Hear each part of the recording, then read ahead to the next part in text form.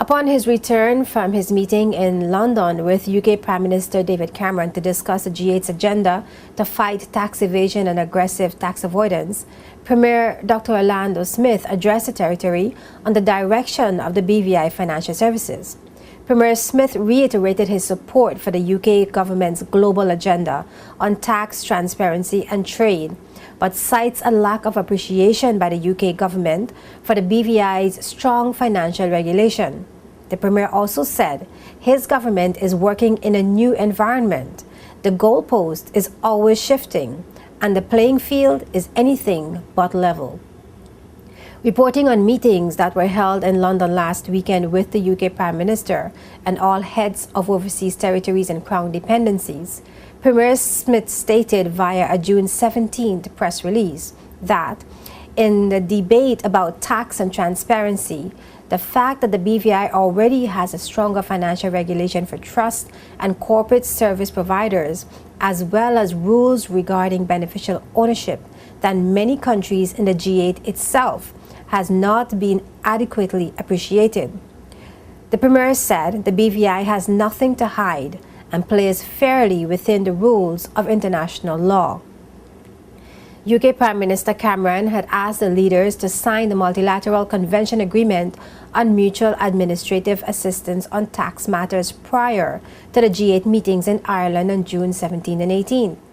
In an address to the Territory on Thursday, the Premier said the Multilateral Convention Agreement is very similar to the 24 bilateral Tax Information Exchange Agreements, TIEAs, the BVI has signed with various governments. He stressed that he and the other leaders made it clear to the UK government that the measures being introduced are not different to what the territories already have in place. Frankly, the principles that Her Majesty's government is now promoting are important. We agree with those principles.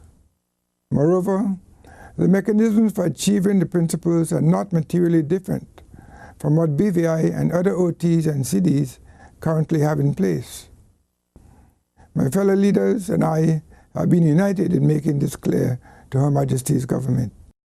The convention, which originated with the OECD, dates back to 1998 and contains obligations for sharing information, obligations the BVI already subscribes to.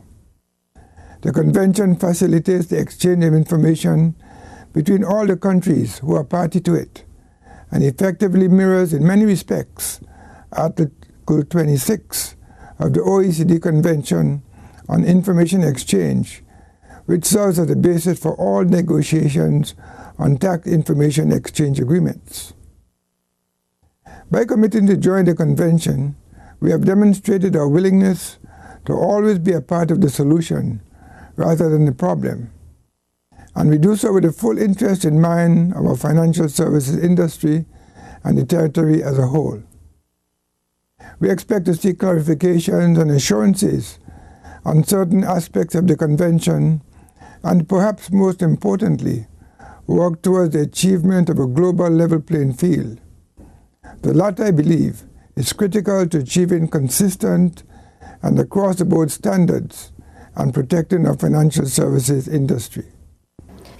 A joint summit communique called the Lough-Erne Declaration, coming out of the G8 meeting, urged countries to fight the scourge of tax evasion.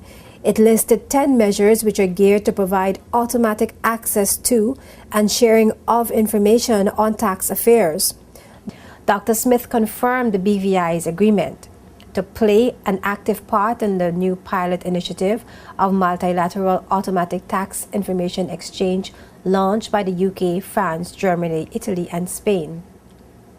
To prepare national action plans on beneficial ownership to meet the FATF standards and to commit to joining the Multilateral Convention on Mutual Administrative Assistance on Tax Matters. Dr. Smith said for many years the BVI have implemented the highest international standards on transparency, accountability, and information exchange on tax matters, as set out by the OECD.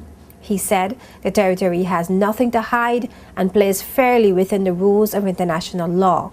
However, The goalpost is constantly moving, and the BVI is now working in a new environment. The nature of the environment in the industry today is that the goalpost is constantly moving, and the playing field is now anything but level.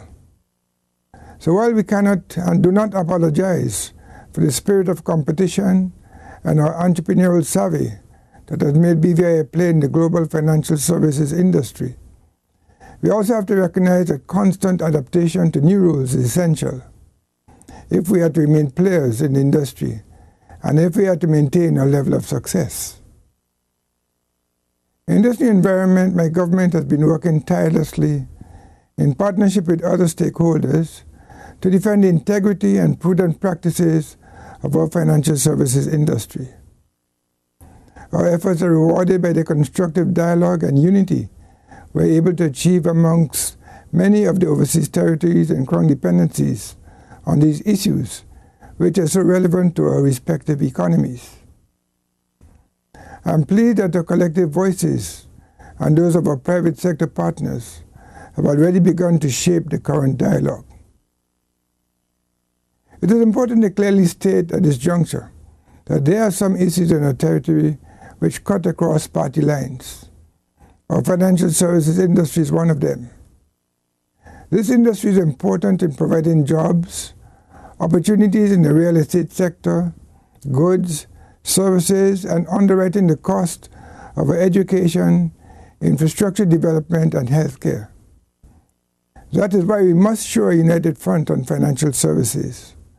That is why I call on my colleagues again on both sides of the House to stand together with one voice, one purpose, and one common strategy to robustly defend our financial services industry and continually take appropriate measures to play our role in shaping and adhering to internationally established standards and best practices.